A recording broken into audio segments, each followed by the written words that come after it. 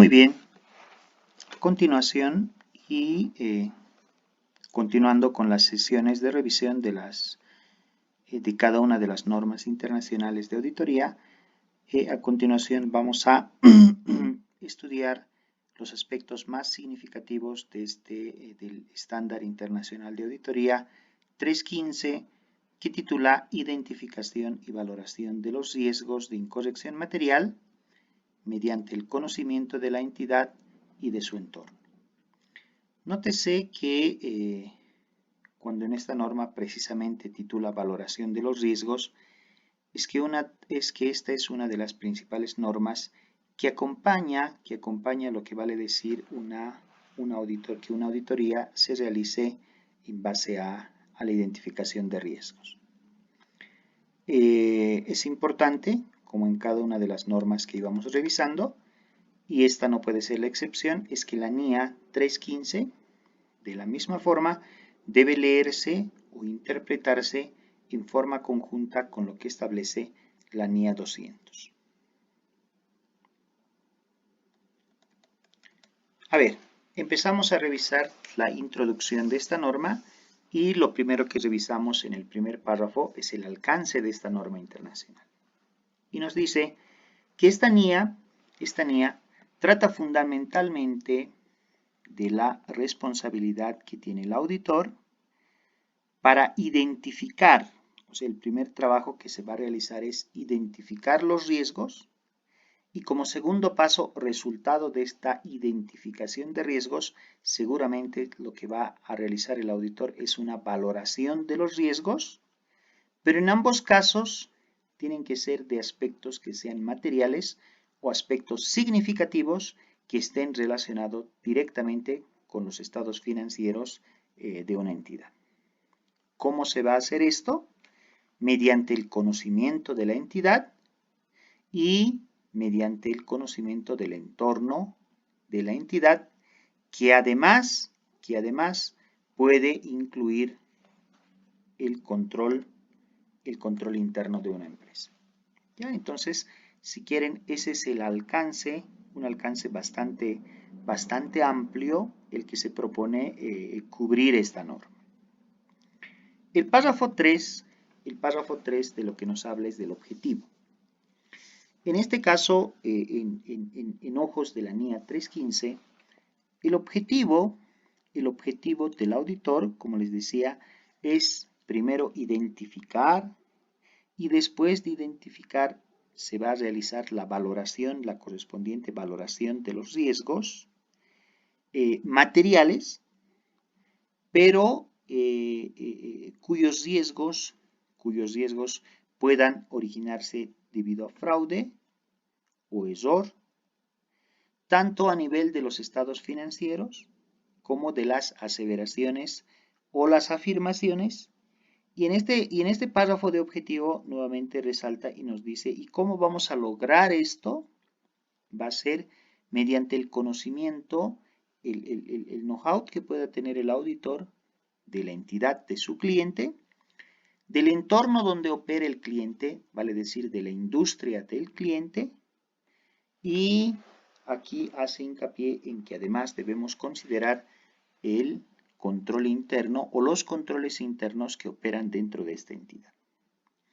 La finalidad de plantearse este objetivo es que nos va a proporcionar una base para que después el auditor vaya viendo y diseñando e implementando las respuestas a los riesgos valorados que identifique en la auditoría. ¿Ya? Entonces, si quieren, de la misma forma, el objetivo es bastante desafiante el que se plantea esta norma, y como les indicaba, es una de las normas que en esencia va a mostrar el espíritu de lo que es una auditoría en base a riesgos. Dentro de las principales definiciones que encontramos, esto a partir de lo que expresa el párrafo 4, encontramos el término de afirmaciones o declaraciones. En este caso, las afirmaciones son las manifestaciones de la dirección que pueden ser explícitas o no, incluidas en los estados financieros y obviamente tomados en cuenta por el auditor. Otro concepto que se nos viene es el concepto de riesgo de negocio.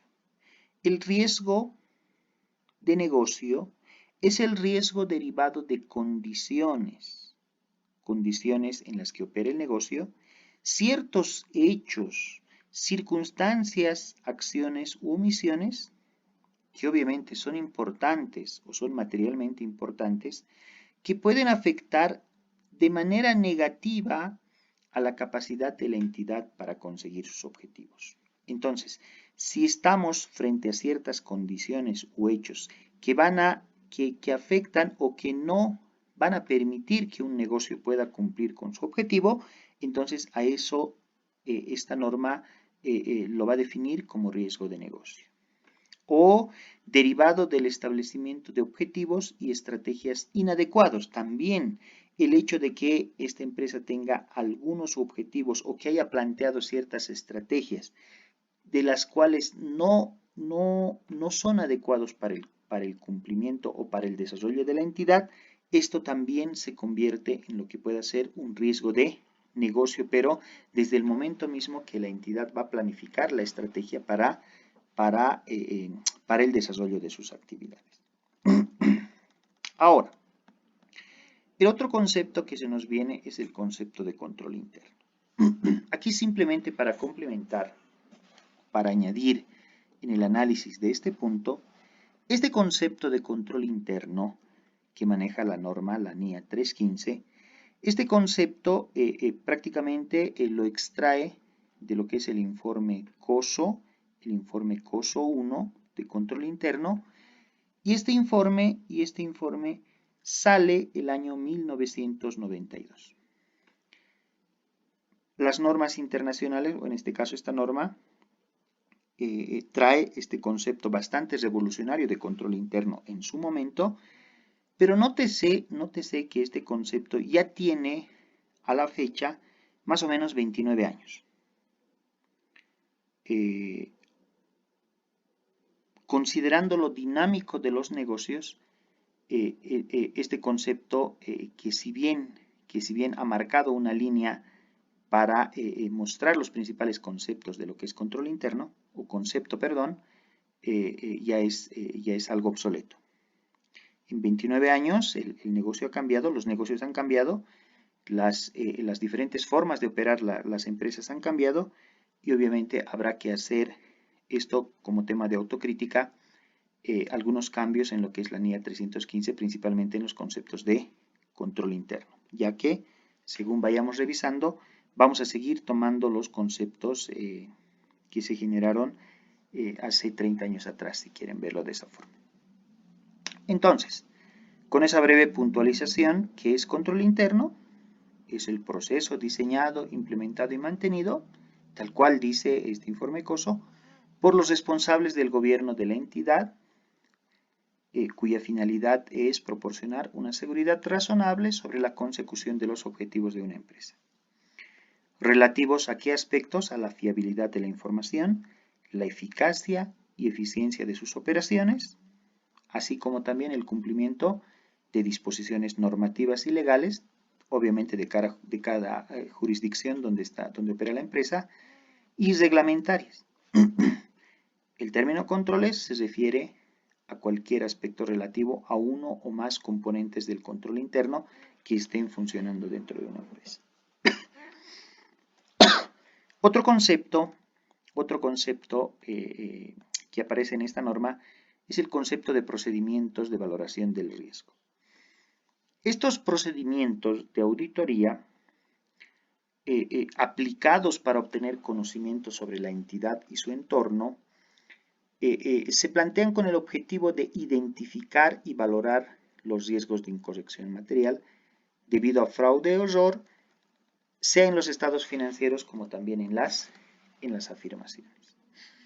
Finalmente encontramos otro término que es riesgo significativo, o en algunas traducciones de las normas internacionales encontrarán ustedes como riesgo significante. y esto significa que es el riesgo identificado y valorado de incorrección material que a juicio del auditor va a requerir necesariamente una consideración especial en la auditoría. Son los diferentes issues que podría encontrar el auditor, las situaciones problema más significativas que obviamente tienen que tener un tratamiento especial y de los cuales el auditor en el momento en que va a diseñar la respuesta a estos riesgos los tomará más en cuenta principalmente para minimizar el tamaño de estos riesgos. Empecemos a revisar qué es lo que nos expone a partir del párrafo 5. Ahí nos dice los procedimientos de valoración de riesgo y actividades relacionadas. En este caso, lo que nos plantea es que el auditor aplicará procedimientos de valoración de riesgo cuya finalidad va a ser disponer, dice, de una base. El auditor va a tener una base para poder identificar y valorar los riesgos. Nuevamente, a nivel de estados financieros y obviamente en las afirmaciones, sean implícitas o explícitas de la gerencia, tal cual establece el primer párrafo de esta norma. No obstante, los procedimientos de valoración de riesgo por sí solos no proporcionan evidencia de auditoría. Ojo, ojo, en el momento en que el auditor va a entrar a su cliente, y sea que en un trabajo de gabinete o de campo, empiece a realizar la identificación de los riesgos, todos estos procedimientos que el auditor va a realizar para poder identificar y valorar estos riesgos no son considerados de por sí como evidencia sobre la que el auditor va a poder basar su opinión, sino que esto nos va a servir para que el auditor pueda dar una respuesta y vea qué tipo de procedimientos va a aplicar en base a los riesgos o riesgos significativos que identifique en su valoración. El párrafo 6 nos dice, los procedimientos de valoración de riesgo, ¿qué es lo que van a incluir? Van a incluir tres aspectos.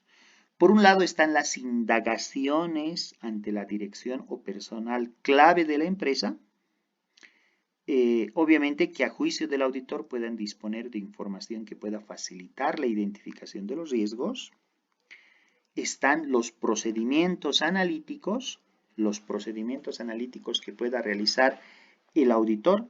Vale decir, aquí nos entra, aquí lo que vamos a desarrollar es el análisis de estados financieros, un análisis vertical, un análisis horizontal, un análisis de ratios e indicadores financieros. A eso se refiere procedimientos analíticos. Y hoy por hoy, si quieren, en una auditoría mucho más moderna, he visto que con gran fuerza, por ejemplo, los auditores están empezando a utilizar el Power BI de Microsoft, que entre paréntesis esto, donde el auditor conecta este reporteador, este reporte de inteligencia de negocios a la base de datos del cliente y ahí puede empezar a extraer información en forma de gráficos para poder identificar las transacciones más significativas, tendencias de transacciones más importantes y empezar a hacer un análisis mucho más profundo, obviamente con ayuda de esta herramienta de inteligencia de negocios. Entonces, esto está dentro de las últimas tendencias de lo que es la auditoría. Y eso, esta norma ya lo establece como el uso de procedimientos analíticos. Y finalmente está la observación e inspección. Entonces, los procedimientos de valoración de riesgo son tres, en resumen: un procedimiento de indagación, el uso de procedimientos analíticos y finalmente la observación e inspección. El párrafo 7 nos dice, el auditor considerará si la información obtenida durante el proceso de aceptación y continuidad, estamos revisando con el papel de trabajo de Acceptance and Continuance de Client. En este caso, lo que nos dice es que en este proceso no se olviden que toda vez que entramos a un nuevo cliente, tenemos que hacer correr nuestro papel de trabajo de aceptación del cliente, y si vamos a trabajar con un nuevo cliente, también la norma nos obliga a poder hacer una evaluación de nuestro cliente, y esto nos sirve para poder identificar riesgos de incorrección material. El párrafo 8 lo que nos indica es, si el socio del encargo, no se olviden que un equipo de auditoría está liderado por un socio, un gerente, auditores senior, semi-senior, junior, etcétera, la estructura. En este caso dice, si el socio del encargo, el socio que está a cargo de este cliente, ha realizado otro tipo de trabajos para la entidad, entonces el socio debe considerar si en los diferentes trabajos que ha realizado para este mismo cliente es relevante la información de estos otros trabajos para identificar los riesgos de incorrección material, ¿no? Entonces, esto es obviamente nos va a ayudar y nos va a nutrir, si quieren, en la auditoría que vamos a realizar, pero esta decisión viene a partir del socio del encargo, dependiendo del tipo de trabajo que hayamos hecho con el cliente, que sea diferente a la auditoría financiera. En el párrafo 9 nos indica que cuando el auditor tenga la intención de utilizar información obtenida en su experiencia anterior, entonces el auditor, siempre dependiendo del juicio, determinará si se han producido cambios desde la anterior auditoría. Vale decir que si el auditor ha hecho su trabajo el año anterior y si el auditor quiere tomar algunos elementos o unos elementos de la auditoría que se realizó el año anterior, entonces debe determinar si las condiciones a las pruebas realizadas han cambiado o no, para ver si puede tomar como base el trabajo realizado en una auditoría anterior. El párrafo 10, ¿qué es lo que nos dice? El socio del encargo y otros miembros clave del equipo discutirán, dice, el grado de exposición de los estados financieros de la entidad a incorrecciones materiales y obviamente la aplicación del marco de información o la aplicación de la normativa contable específica que una empresa esté utilizando, dados los hechos y circunstancias, para ver si el uso de este marco normativo es adecuado frente a las condiciones de cómo esta empresa opera y cómo es que está utilizando esta normativa para la presentación de los rubros en los estados financieros. Esto es generalmente un papel de trabajo obligatorio en donde el socio y generalmente el gerente de auditoría, el supervisor y el senior deben desarrollar este papel de trabajo para poder documentar el párrafo 10 de esta norma. A partir del párrafo 11, de lo que nos habla es del conocimiento requerido de la entidad y su entorno, incluido el control interno. A ver, respecto a la entidad y su entorno, ¿qué es lo que nos dice en esta parte de la norma? El auditor dice obtendrá conocimiento de lo siguiente. Y aquí empieza un poco esta norma a rayar la cancha y a decir cuáles son los elementos que el auditor tiene que considerar que sean específicos para el desarrollo de la auditoría. Primero, los factores relevantes sectoriales y normativos, así como otros factores externos, incluido el marco de información financiera aplicable. Lo que nos está diciendo es cuáles son los aspectos más importantes de la industria donde opera esta entidad, además de otros factores, si existiese, y además si la normativa con que esta empresa prepara sus estados financieros, a eso los estándares internacionales de auditoría lo denominan marco de información financiera, y de eso es de lo que tiene que tomar conocimiento el auditor, en primera instancia. En segunda instancia, debe también tomar en cuenta la naturaleza de la entidad, cómo es que esta empresa va a operar. Por ende, en este segundo aspecto, lo que se tiene que indagar son cuáles son las operaciones de una empresa, vale decir que siempre vamos a partir del objeto de una entidad y cuáles son sus objetos secundarios o sus actividades secundarias, las estructuras de gobierno y propiedad de la empresa, los tipos de inversiones que esta entidad realiza o de los cuales tiene previsto realizar en el futuro, y el modo en que la entidad se estructura, vale decir cómo es que esta empresa va a operar en cuanto a su estructura, y la forma en que esta empresa obtiene financiamiento para operar. A todos estos elementos, esta norma dice, eso es conocer la naturaleza de la entidad. Muy bien. Otro aspecto a conocer es la selección y aplicación de políticas contables por la entidad. Vale decir que el auditor debe imbuirse del conocimiento de cuáles son las políticas contables más significativas para la preparación de los estados financieros.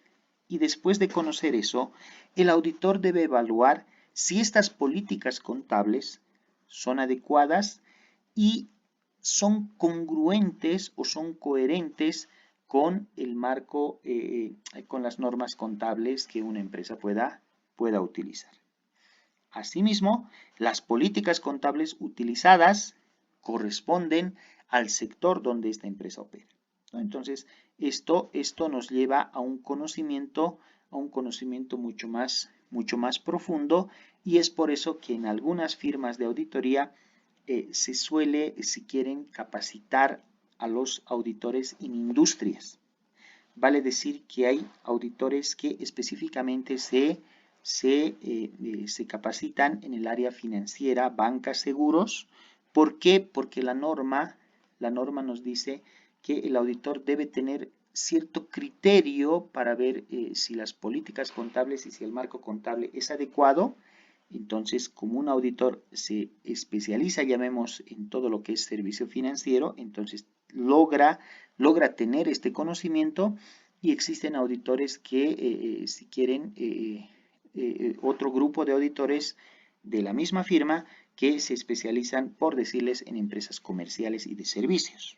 Entonces, estos auditores están muy al tanto de lo que puede ser este tipo de normativa, y dependiendo del tamaño de la firma o cómo vayan a operar, generalmente en firmas bastante grandes, puede haber un grupo de auditores que específicamente se especialicen en lo que es servicios de telecomunicación, ¿no? Entonces, esta clasificación no es que esta estructura está tomada por el mejor criterio del socio, sino que es para que precisamente se tengan auditores que tengan criterios específicos y bastante profundos sobre ciertas industrias que un auditor que sería general en cuanto a hacer todo tipo de empresas. Otro aspecto a conocer son los objetivos y las estrategias de la entidad, así como los riesgos de negocio. Eso es importante conocer en este punto. Y finalmente, la medición y revisión del resultado financiero de la entidad. O sea, cómo es que la empresa realiza esta medición y posteriormente la revisión de los resultados que una empresa pueda obtener. A partir del párrafo 12 vamos a revisar algunos conceptos de lo que es el control interno de la entidad. Y aquí ingresa, y ¿qué es lo que nos menciona? Aquí dice que el auditor obtendrá conocimiento del control interno relevante. Es importante ver que no todos los controles relativos a la información financiera son relevantes para la auditoría, por lo que el auditor, de acuerdo al juicio y principalmente de la experiencia o el grado de expertise que tiene el auditor, va a poder filtrar y va a poder identificar cuáles son los controles que están directamente relacionados con la información financiera. Y esto es un tema de cuestión de juicio profesional, tal cual establece esta norma.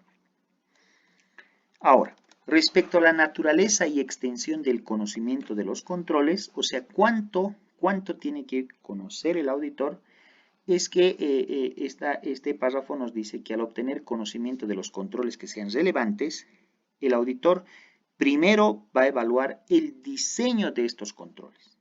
Lo primero que vamos a mirar en control interno en el momento de hacer el conocimiento es, vamos a evaluar el diseño, y segundo es que tenemos que determinar si el diseño y esta implementación de estos controles mediante procesos adicionales. Vale decir, voy a poner un ejemplo, que podemos tener un manual de inventarios donde nos diga el manual que la empresa debe tener una rotación de inventario de 3 veces al año.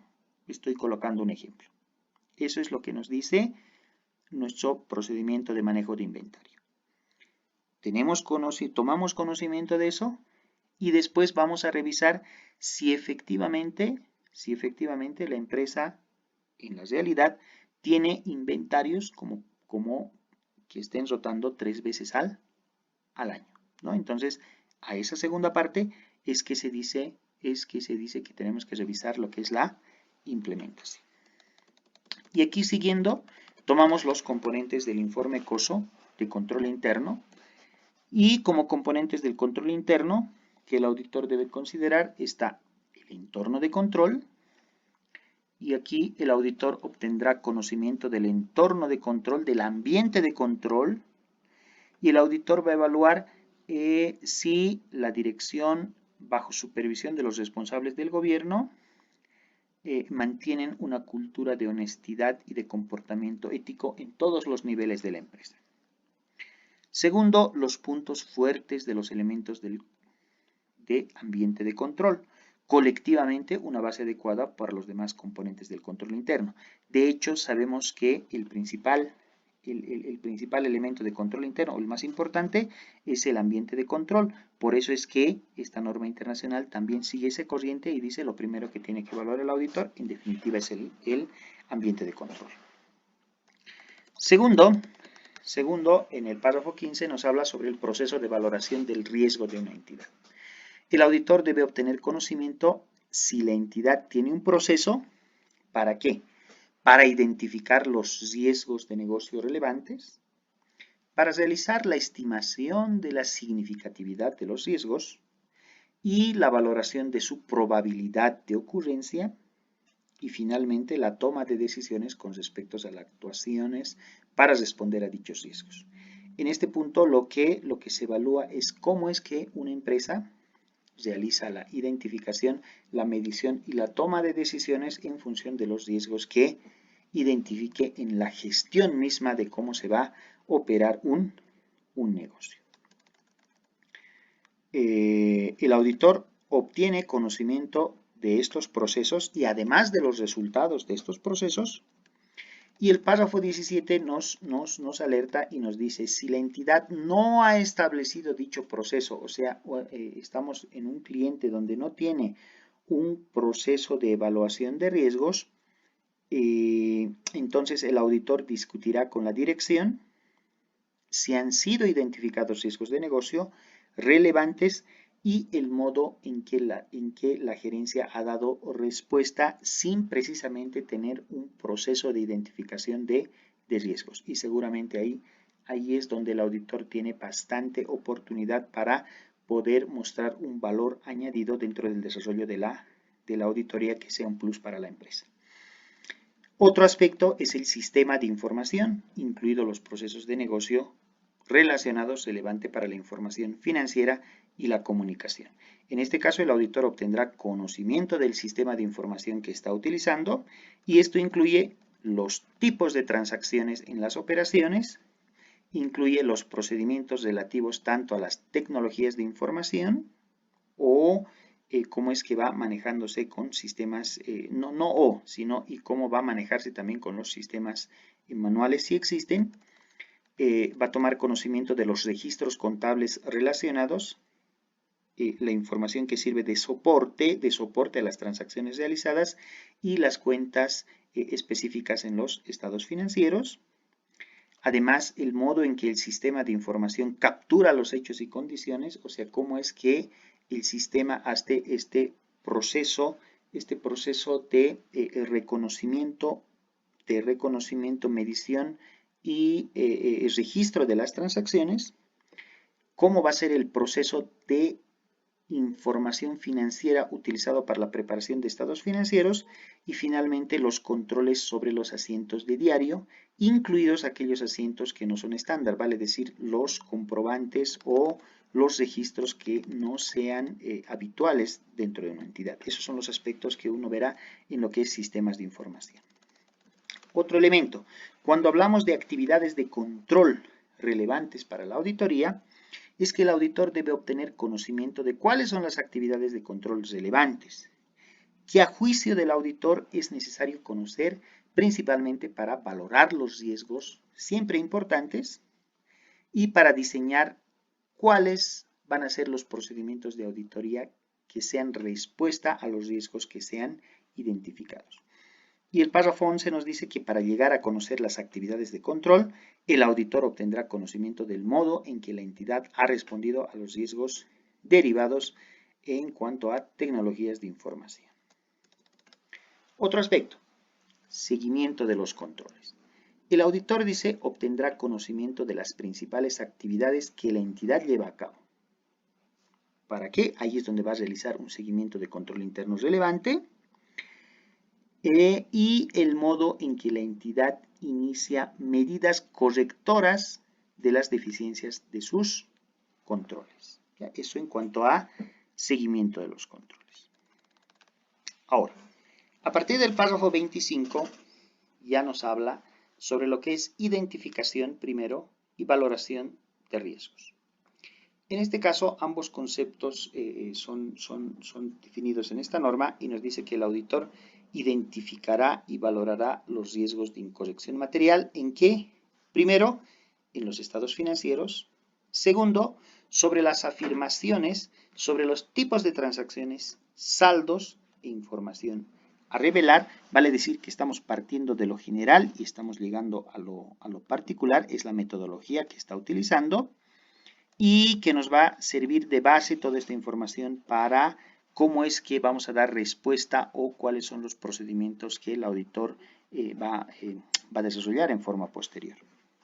Con esta finalidad, el auditor identificará los riesgos a través del proceso de conocimiento de la entidad y de su entorno, estará en condiciones de poder valorar los riesgos y evaluará si se relacionan de modo generalizado con los estados financieros, relacionará los riesgos identificados con posibles incorrecciones y finalmente considerará la probabilidad de que existan incorrecciones.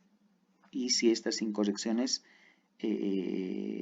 son potenciales en su magnitud a un nivel material. A partir del párrafo 27 de lo que nos habla son los riesgos que requieren una consideración especial de auditoría. Nos está hablando de los riesgos significativos o, dependiendo la traducción, en otros textos o en otras normas encontrarán como riesgo significante. Entonces, ¿qué es lo que nos dice aquí? Como parte de la valoración de riesgos, el auditor determinará si alguno de los riesgos identificados es un riesgo significativo. Esto va a depender mucho del juicio profesional y el auditor debe establecer en su papel de trabajo de valoración de riesgo si ha encontrado un riesgo significativo. O si no lo ha hecho, de la misma forma, en el papel de trabajo deberá de mencionar este hecho. Para juzgar que un riesgo es significativo, ¿qué es lo que el auditor debe tomar en consideración? Primero, si se trata o encuentra temas de fraude.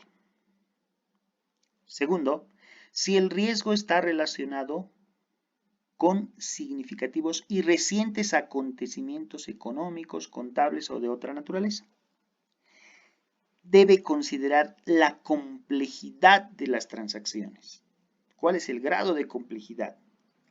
Cuando una transacción es muy compleja en su interpretación o en su entendimiento, de hecho, esto nos puede llevar a que inicialmente consideremos un aspecto sensible o de alto riesgo en una empresa, dada la naturaleza. Otro aspecto a considerar es si el riesgo afecta a transacciones significativas con partes vinculadas. El grado de subjetividad en la medición. Esto generalmente cuando nosotros estamos en la auditoría de las estimaciones contables que hace una entidad. De pronto nos encontramos con ciertas provisiones, puede ser de cuentas incobrables, de obsolescencia de inventario, estimaciones como uso de métodos de depreciación o porcentajes, sea de propiedades, planta y equipo o de activo intangible, pero que en su base tengan cierta subjetividad, vale decir que no tengan una base sólida. Eso nos lleva a que esto puede ser un riesgo significante. Y en especial aquellas mediciones que conllevan un elevado grado de incertidumbre. Incertidumbre quiere decir que no sepamos cómo se vaya a desarrollar en el futuro. Otro aspecto, si el riesgo afecta a transacciones significativas ajenas al curso normal de los negocios de la entidad. Lo que en este punto se suele realizar es tomar la base de datos del cliente y hacer un sort de las transacciones más significativas que ha realizado la empresa. Y ahí claramente tendremos evidencia y podremos identificar si existen transacciones no habituales que no vayan con el giro normal de una empresa y obviamente hayan sido por importes significativos. Esto en cuanto al manejo de datos de nuestro cliente. El párrafo 29 nos habla, si el auditor ha determinado que existe un riesgo significativo, obtendrá conocimiento de los controles de la entidad. Necesariamente aquí nos habla de una secuencia de pasos. Si el auditor ha encontrado un riesgo significativo, necesariamente se debe obtener conocimiento de los controles que estén relacionados con los elementos que nos han llevado a catalogar de que una transacción, una afirmación o un componente de los estados financieros tenga un riesgo significativo. A partir del párrafo 30 nos habla sobre los riesgos para los que los procedimientos sustantivos por sí solos no pueden proporcionar una evidencia que sea adecuada. Con respecto a ciertos riesgos, el auditor puede juzgar que no es posible o simplemente no es factible obtener evidencia de auditoría suficiente y adecuada, aplicando solo procedimientos sustantivos.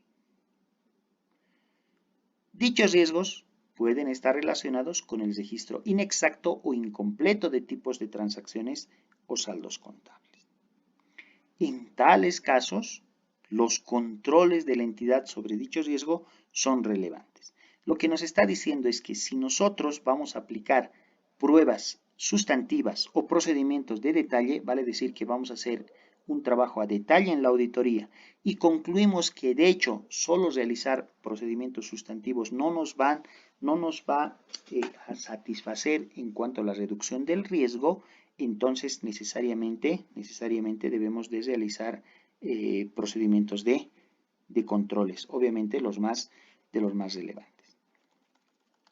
El párrafo 31 nos habla sobre la revisión de la valoración de riesgo. En este punto lo que nos indica es que la valoración de los riesgos de incorrección material en las afirmaciones puede variar en el transcurso de la auditoría. Es cierto, y a medida que se obtiene evidencia de auditoría adicional. Vale decir que una vez que nosotros tenemos nuestro papel de trabajo de valoración de riesgo, este papel de trabajo, según vayamos dando respuesta a los riesgos que hemos identificado en la auditoría, puede que en el momento en que nosotros realicemos procedimientos, digamos que ciertos riesgos que los teníamos mapeados en nuestro papel de trabajo, de pronto se han convertido en significantes. Entonces eso significa que tenemos que actualizar nuestro papel de trabajo fundamentando por qué estamos llegando a esta conclusión. O por el contrario, nosotros hemos mapeado e identificado riesgos significantes y en el desarrollo de la auditoría podemos convencernos de que estos riesgos no eran de hecho tan significativos como los habíamos identificado. Entonces, en ese caso es que esta valoración de riesgos es un papel de trabajo dinámico y se va a cambiar, pero para hacer el cambio obviamente deberemos de documentar por qué estamos haciendo la modificación. Ya dentro de los últimos párrafos de esta norma, el párrafo 32 nos habla sobre documentación y en este caso la norma es mandante y nos dice que el auditor incluirá en la documentación de auditoría ¿qué cosas? Los resultados de la discusión entre el equipo del encargo, esto es del personal clave, eso es lo que nos decía en los primeros párrafos de esta norma, los elementos clave del conocimiento obtenido en relación con cada uno de los aspectos de la entidad, los riesgos de incorrección material a nivel de estado financiero o de afirmaciones que hayamos identificado y valorado, y finalmente debe estar en evidencia en papel de trabajo los riesgos identificados, así como los controles relacionados con ellos, respecto de los que el auditor ha obtenido conocimiento como resultado de los requerimientos establecidos en esta norma. Entonces, hasta el párrafo 32 es que hacemos la revisión de esta norma y obviamente a partir de la guía explicativa y otras anotaciones que se desarrollan en la parte final son aspectos ya más particulares que van complementando o interpretando de los 32 párrafos que hemos revisado y que obviamente forman parte de esta norma y que también se necesita revisar para tener un entendimiento todavía a mucha más profundidad para la adecuada interpretación de esta norma. Gracias.